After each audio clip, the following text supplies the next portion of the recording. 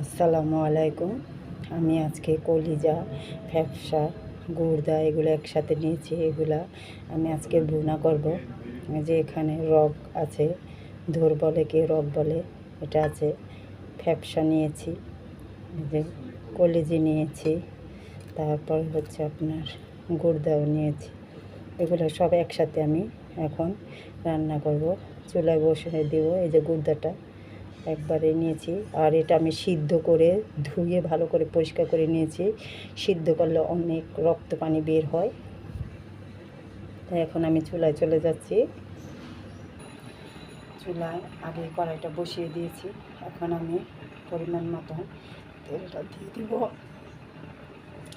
কারণ কলিজা তেল নেই, একটু তেলের পরিমাণ বেশি লাগবে।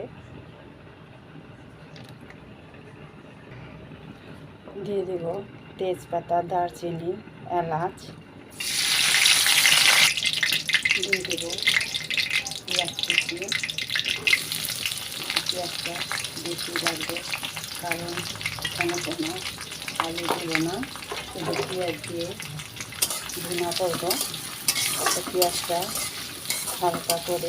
হালকা মানে একটু লাল লাল করে ভেজে নেব। এখন পেঁয়াজটা একটু লালচে ভাব হয়েছে। এখন আমি আদা রসুন বাটা দিয়ে দেব।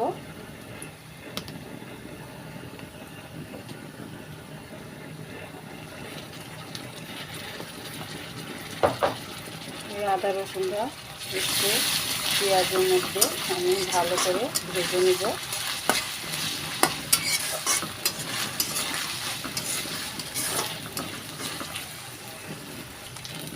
দিয়ে দেব মরিচের গুঁড়ো, একটু ঝাল, মানে কলিজা ভাতটা একটু ঝাল না হলে ভালো লাগে না।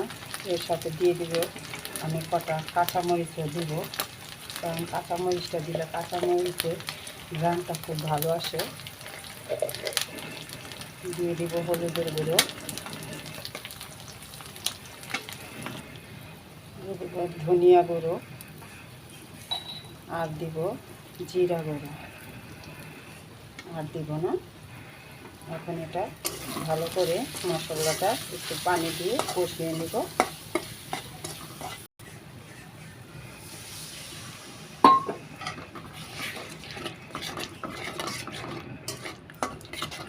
দিয়ে দেব লবণ,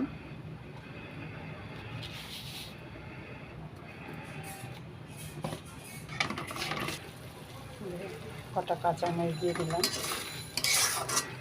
কাঁচামরিচের ঘ্রাণটা খুবই ভালো লাগে তরকারি দিলে।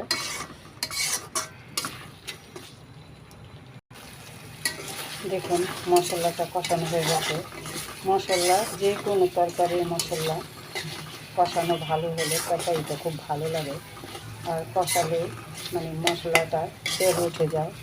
এই দেখুন তেল উঠে গেছে। তাই এখন আমি কলিজাগুলো দিয়ে দেব, কোনো পানি নেই।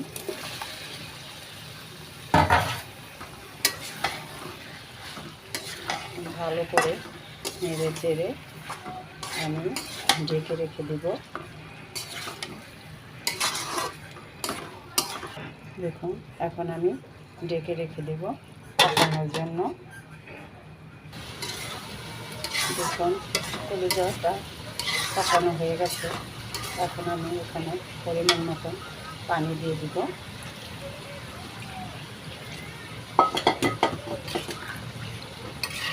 এখন ঢেকে রেখে দেব। দেখুন কলিজা ভুনাটা হয়ে গেছে। এতটা পরিমাণে কোনো তেল হয় না যে স্বাস্থ্যের জন্য ক্ষতিকর হবে। দেখুন আমি তেল কিন্তু কমও দিইনি, অনেকটাই তেল দিয়েছি, কিন্তু তেলটা অত দেখা যাচ্ছে না। এখন আমি এখানে একটু ভাজা জিরা গুঁড়ো করে রেখেছি, সেই ভাজা জিরা গুঁড়োটা দিয়ে দিব, কারণ ভাজা জিরা গুঁড়োটা দিলে কি অনেক ঘ্রাণ আসে। এখন আমি নেড়ে চেড়ে নামিয়ে নেব।